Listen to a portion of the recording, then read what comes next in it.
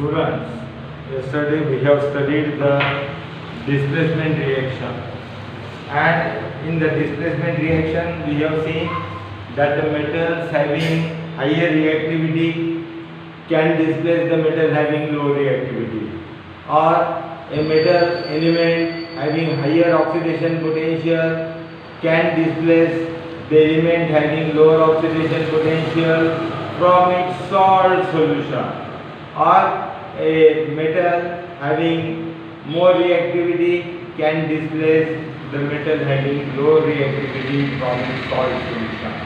And thus, in that case, we have seen that the iron can displace the copper from copper sulfate solution. And but if the copper is added in the ferrous sulfate solution, it will not displace the iron. And thus, we say that Fe is more reactive than copper. And similarly, this is the displacement reaction, and all displacement reactions are exothermic. Remember this point, underline. All displacement reactions are exothermic reaction in which heat is liberated. In the displacement of copper from copper sulfate solution by epiphiling or by iron metal, it is also a, you can say, exothermic reaction. The temperature of the solution rises by 5 to 7 degrees Celsius, and thus you can count the, you can say, temperature before carrying out the reaction. You can measure the temperature of the copper sulfate solution before experiment, and during experiment, that is when iron filing or iron nail or iron powder is added into the copper sulfate solution, then while shaking you will find that the temperature gradually rises, and thus when the temperature rises maximum, then the displacement stops and the reaction is complete. And in this way, but we can say, we have seen that the different metals have different reactivity with oxygen, with water, and we have seen about the displacement reaction. And from the reactivity of the metal with oxygen, with steam, with air, etc., we cannot arrange the different types of metal in a decreasing order of their reactivity. And therefore, what is the best? The best is the displacement reaction. The best is the displacement reaction. And from the displacement reaction, we can write here the solution of CuSO4 solution, that is aqueous, plus Fe giving FeSO4 aqueous plus C. Now here I am showing Cu by downward arrow because Cu gets settled at the bottom.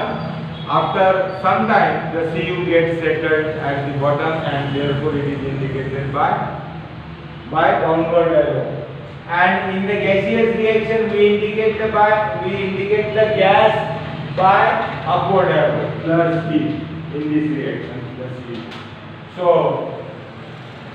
and therefore we are saying that Fe is more reactive, and therefore by using this type of reaction we can identify the reactivity of the metal.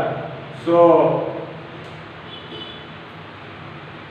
the list of the metals in which the metals are arranged in a series with their decreasing order of activity or reactivity is called, you can say, activity series or reactivity series.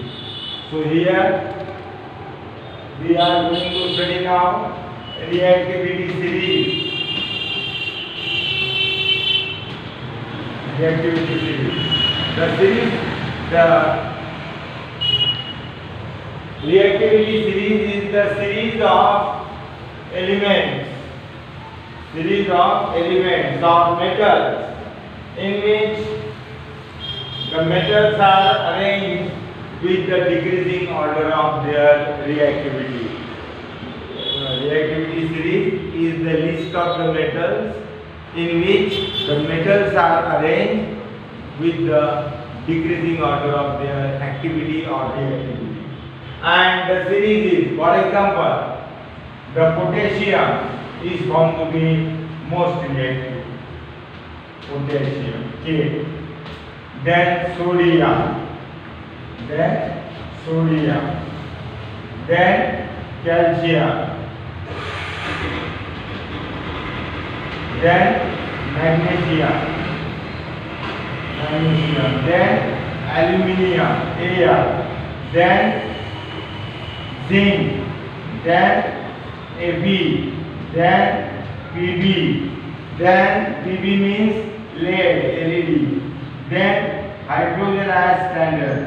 So hydrogen as standard is taken, and then you can say Cu. Cu means copper, then Ag, then Ag, then Au. Au means gold, Ag means silver, Ag means mercury, Cu means copper, lead, iron, zinc, aluminium, magnesium, calcium, sodium, potassium. So these are the elements which are arranged with the decreasing order of their reactivity. That means we can say that potassium can displace sodium, sodium can displace calcium, calcium can displace magnesium, can displace aluminium, can displace zinc, can displace Ab, can displace Pb, and hydrogen, copper can displace mercury, mercury can displace silver, silver can displace Au. Au means gold. So this is gold. So in this way, this is the activity series, and in this series we can identify. Now you know, for example, the goldsmith, those goldsmith which are purifying the gold. Those are purifying the gold. For example, how the gold is purified? For example, if you want to purify the 40 grams of gold,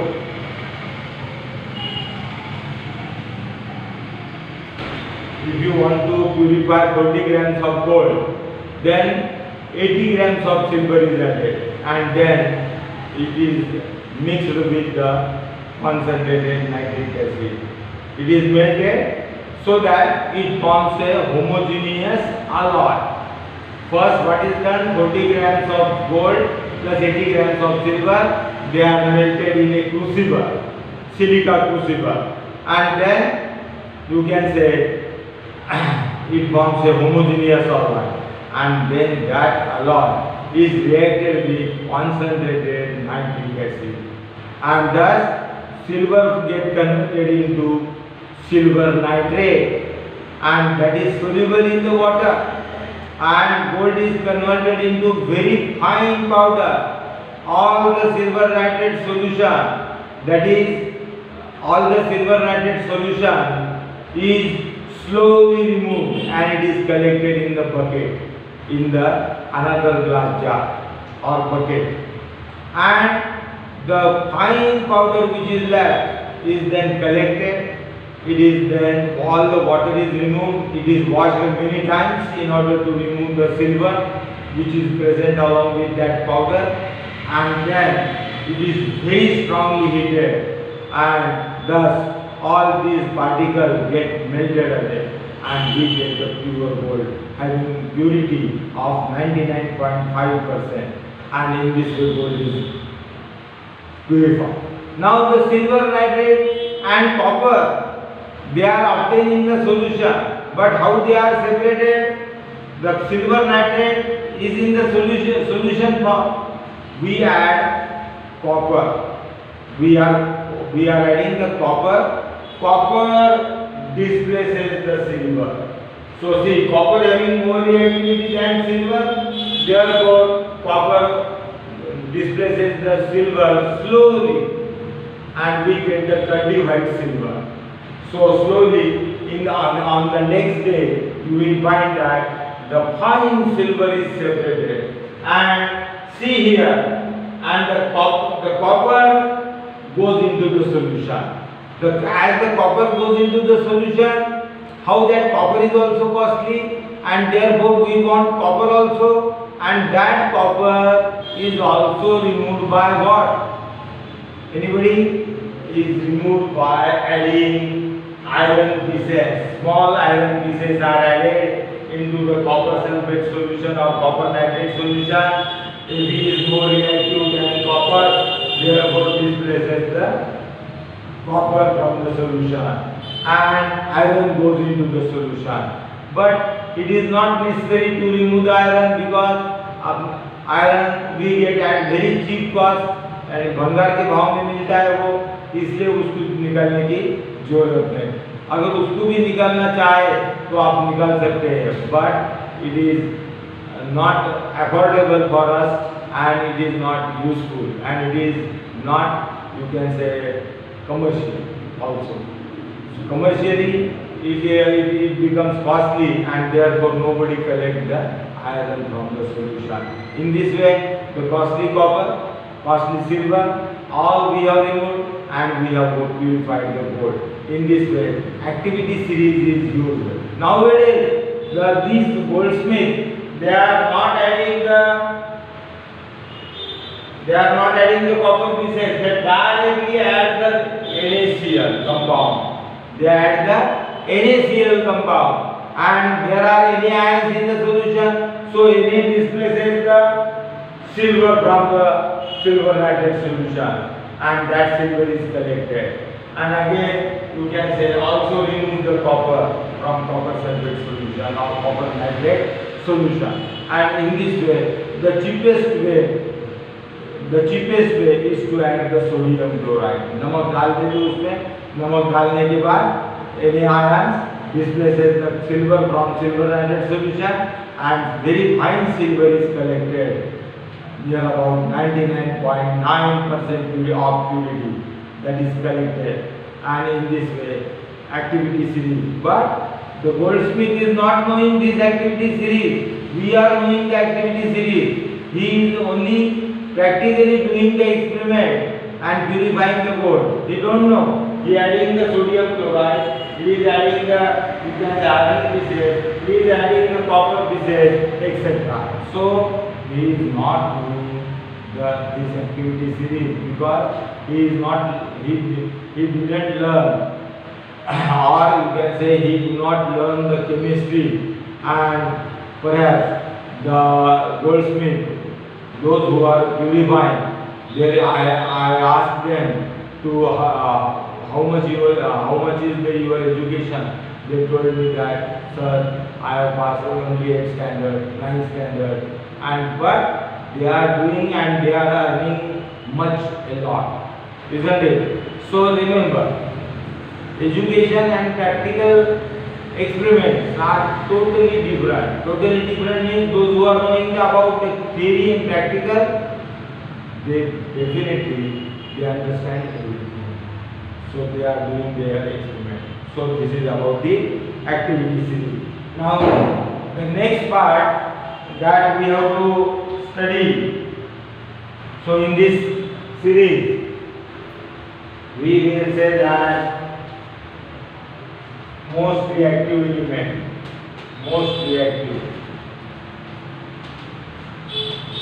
then reactivity decreases, and least reactive, least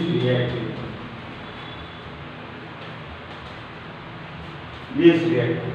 So in this way, we learn about the activity series. I have told you the best example of the goldsmith, how he purifies the gold. And how he obtained the silver from the gold, and the silver which was present in the gold, he becomes the owner of that silver. For example, a 40 grams of gold is containing 5 grams of silver, so he gets the 5 grams of silver. And again he takes the labor charges from us and thus earn near about 1000 to 2000 rupees per day. So remember, this is the use of activity series. Then the next 15 minutes. Then we will solve some questions. Why is the sodium kept immersed in kerosene oil? Now you know sodium is kept immersed in kerosene oil because sodium reacts with the moisture, Na plus O2 giving twice Na2O. This twice Na2O, or you can say Na2O, reacts with the moisture of the atmosphere, giving twice NaOH. Then in twice NaOH reacts with CO2 to form Na2CO3 plus H2O. Na2CO3 plus H2O. So in this way, sodium is highly reactive metal, and therefore it reacts with the moisture, air, and form sodium oxide, sodium hydroxide, sodium carbonate, etc. And that's why it is kept immersed. So lithium, sodium, potassium. Remember, lithium, sodium, potassium. These are the reactive metal, electropositive metal, and therefore they are immersed. They are kept immersed in the kerosene oil. Write equation for the reactions are: number 1, iron with steam, you know, thrice Ag. So this is solid plus 4H2O. This is steam. So here we can write in gaseous state. 4H2O giving Ap3O4 plus H2O plus how many H2O? Sorry, 4H2. 4H2. So here this is ferroso-ferric oxide. Ferroso-ferric oxide. I have told you FeO is ferrous oxide. Fe2O3 is ferric oxide. And Fe3O4 is ferroso-ferric oxide. Now see, FeO, ferrous oxide. Fe2O3, this is ferric oxide. So this is ferric oxide, ferrous oxide, and add these two, you will get ferroso-ferric oxide. So we get ferroso-ferric oxide. So in this way we get. Then calcium and potassium with water.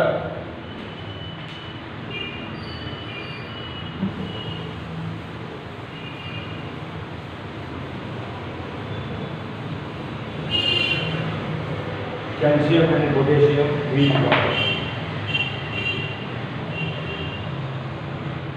Ca plus twice H2O giving CaOH by 2 plus H2 gas. Calcium hydroxide. We get the calcium hydroxide. आता इथे 10 मिनिटं बसतो मी आणि परत